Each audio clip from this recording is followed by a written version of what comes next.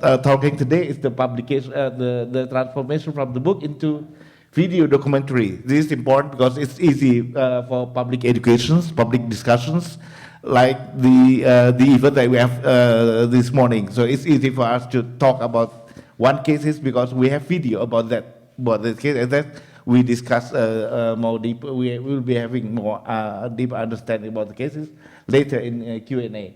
So we are collaborating together with the BBC Indonesia. So what wonderful BBC there, your BBC chapter in Indonesia. We have been working with them, and now we have 3 videos that we have been working with BBC, and the other 5 will be we will be working together with another TV station in Indonesia called Narasi TV. Why it is important? It's important because most studies now are made in Indonesia on radicalizations, on the process of entering extremism, not quitting from extremism, not de-radicalization, or in other terms that other people usually use, disengagement, not de-radicalization. This is unfortunate, at least because of 2 reasons. One, the process of de-radicalization or disengagement could actually be studied. It has been, there are studies on de-radicalization and disengagement out there. So this is a good, this is the process that could be studied also, and it's good for as lessons to preventions. And in the book we published the stories. Each 8 stories are published in the form of stories about personal transformations, because this is a kind of hijrah. We call it hijrah because it's need personal reflections, long deliberation about what is going on after this. It's not always easy for me to quit from extremist network, because I have been there for so many years. So yeah, I should think everything about my. If I really have to quit from that kind of network and find a new one. So this at least roughly 30 pages of each stories published in the book.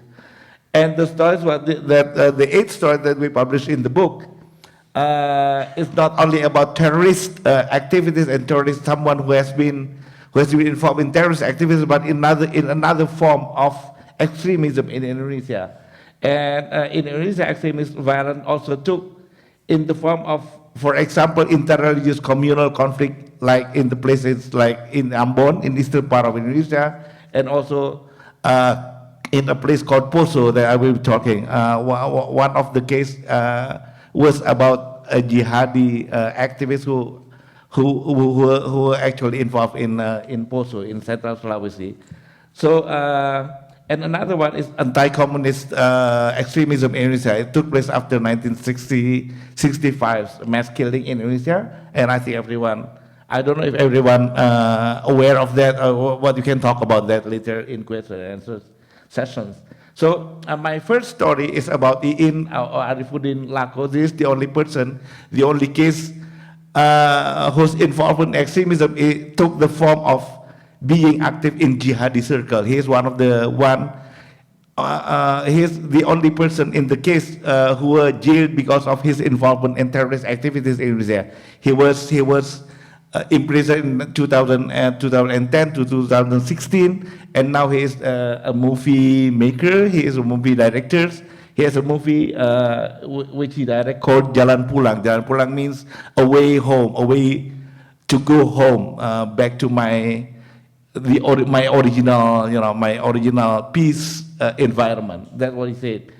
I don't know if we can call Iin is really a jihadist or terrorist, because his first involvement in jihadi activities was not actually started from his involvement in terrorist network. It started with the communal conflict in his places in called Poso, and the communal conflict took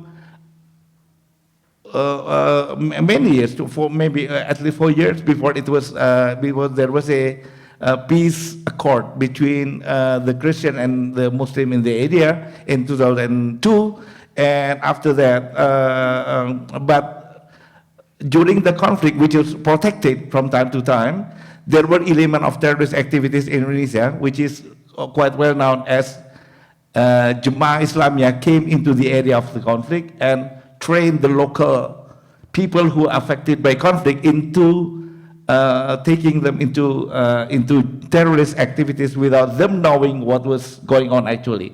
So IN was involved in that and trained by the Jemaah Islamiyah without him being aware of what Jemaah Islamiyah is. Only later on, after peace accord in 2002, it turned out that still the conflict between the Muslims, especially the attack by Muslim activists toward the Christians, especially the Christian target, keep continuing in Poso. And later on, our government are aware that this is not a communal conflict anymore. This is actually the involvement of Jemaah Islamiyah into the post-conflict area, which is in Poso. So we know until now, I think there is a very small group of GI activists who are active still in Poso called Jemaah Islamiyah Indonesia Timur. JIT, Jaringan Indonesia Timur. Was it kelompok Indonesia Timur, ya, Mujahid Indonesia, Mujahid of eastern part of Indonesia.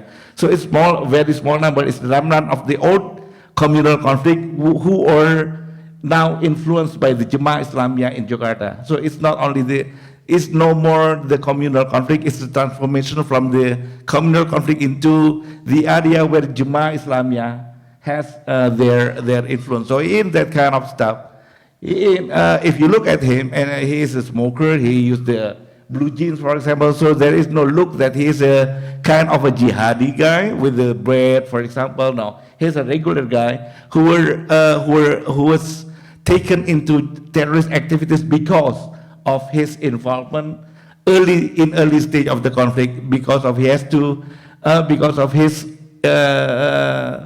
willingness to save his family actually for the first time. This in 2010 when I first met him, he ran away from Poso, and he was at the end of the day 2000, and after meeting other people and get new information about the Jemaah Islamiyah, he turned himself into the police. He said that I know that there is not another communal conflict. The only thing that what is important for me now is for my mom to know where I am now. I do not want to hide anymore because that's not good for my mom. The only thing that my mom said when I met other people who came and met my mom, the only message I got from my mom is for me to turn myself into the police because it's the best option for my mom. So this is the influence of the mother. And before that, there was also discussions this morning about the influence of the women and others. So Ian is one person who turned himself into the government and became self-de-radicalized because of the message from his mom. The second person I will be talking about is a daughter of a police officer who actually involved in post-1965 killing against the communist, quote-unquote, communist activists in Kupang. Kupang is in another part of Indonesia, Nusa Tenggara Timur, East Nusa Tenggara. She actually is a priest. She is now the head of Christian Evangelical Church in Timor, the largest Christian community in Timor, actually. And she is the first chairwoman of that largest Muslim Christian community in East Timor. Because of the involvement of the father, she was aware of this, and only later on she learned that there was a struggle between the Christian communists in the place and those activists who accused to be pro-communist party in that area, and they were killing because of that. And the father was involved in that. Only later, after she studied here in Jakarta, and then she went to Amsterdam, she understood that this is actually the fabrication of the state. there was no actually strong communist party in the area. So so because of that, she started reconciliations between the Christian community and the communist, quote unquote, communist activists in the area, and it started the reconciliation based on the will. And my last case is the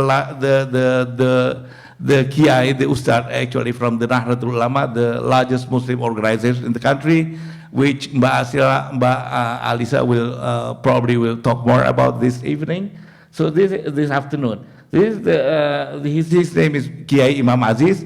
He was also involved in that kind of reconciliations, what he called the cultural reconciliations between Muslim communities in Java, who were also involved in the communist killing in 1965, with the again quote unquote the communist activists in Indonesia.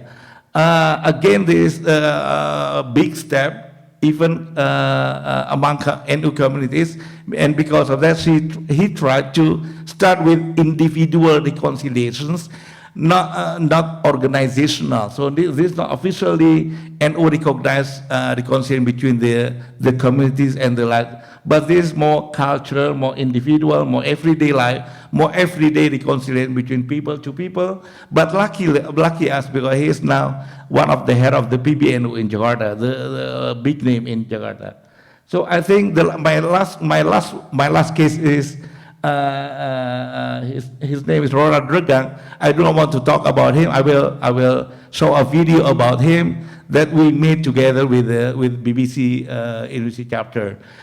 Please enjoy the video, and we'll have a discussion after that.